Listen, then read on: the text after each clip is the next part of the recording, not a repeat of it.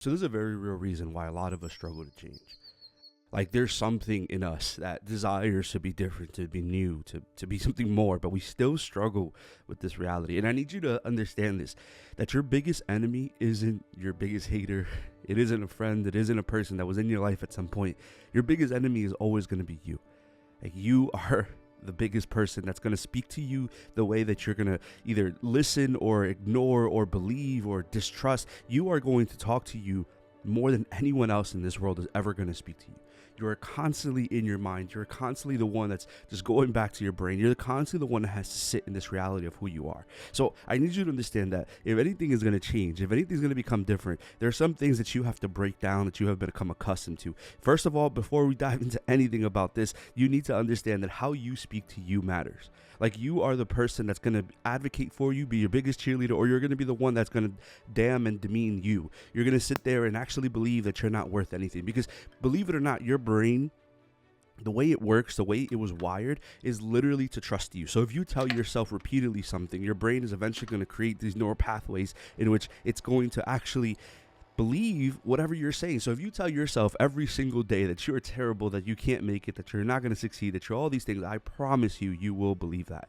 You will become those things, because that's the truth. That's what your brain believes. So our first stage here, our first point here is it's going to be you versus you. You need to realize that you are in competition with no one else in this world. And no matter what they say to you, maybe they might be in competition with you, right? They might look at you and hate the things you're doing, or hate the way that you're changing, or hate the way that you're improving. That's cool. That's on them. But you are in competition with no one but yourself. You are responsible for you. You're not responsible for answering to other people. You're not responsible for validating their ego. You're not responsible for giving them what they want. You are responsible for you.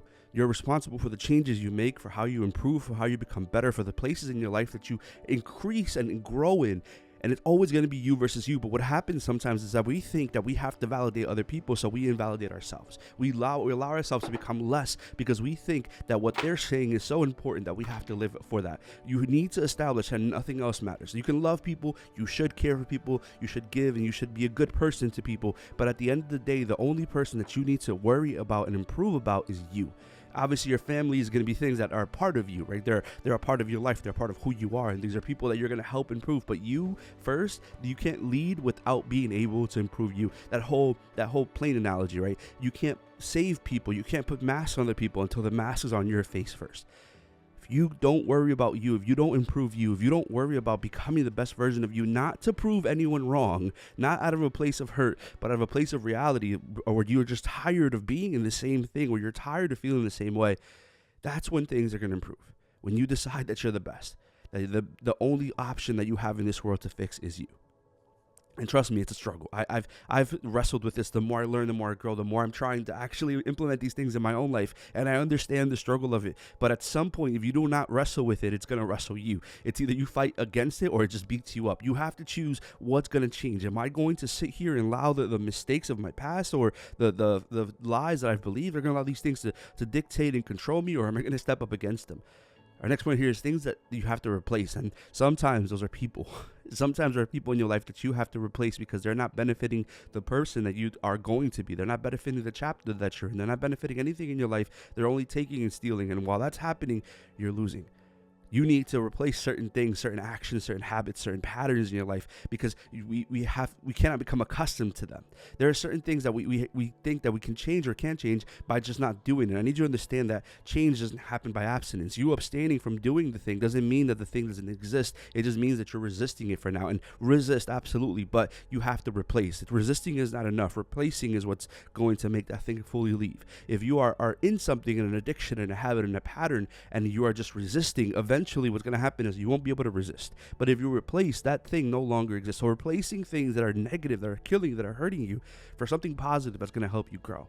That's going to be the thing that's now a catalyst, because we do certain things because it gives us dopamine dumps, or it raises our epinephrine, or it makes us feel, they're hormonal responses. So when we change certain things in our life, it allows us to respond to those things and not to the things of our past. You need to learn to replace certain things. And then when it comes to people, there are certain people that you've become accustomed to just because they've been adjacent to you. Just because they're around your life doesn't mean they have to stay. If they're not serving you and loving you and helping you grow, if they're just taking you back to a person that you don't want to be, if they're just wasting your time, you need to learn to replace them. Our next point is we repeat cycles. And that's the reality, because cycles are easy, right? It's an easy thought to just sit there and just fall back into the thing that you've been in. It's easy to just repeat the thing over and over again, because again, you don't have to do anything. You just have to sit in this place of hurt that you have already been in. When you keep repeating these cycles, you'll consistently be in the thing that you don't want to be in. You don't want to live in this, but you consistently go back to it because it's easy to repeat the cycle. When you identify what the cycle is like, example, if you know that every time you're mad, you go out and you drink until you can put it away, and that's part of the cycle.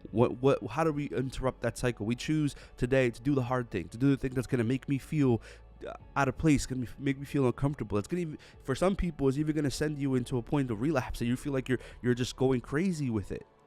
But you need to do the hard thing so that the hard thing can become easy to prevent.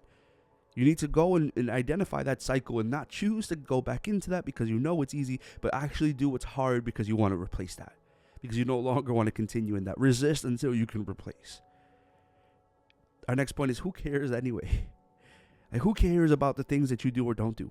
Why do you care that they care? Why are you so opinionated about their opinion? Your life is your life. And if you're not improving, that's because of you. That's a you thing. That's your personal thing. But you have to realize that improving is not for proving other people wrong. It's not for making them feel bad. It's not for doing that, because if you're trying to hurt somebody by doing better, you're not healing your hurt yourself. And now you're trying to cause them vengeance. Vengeance is not worthy.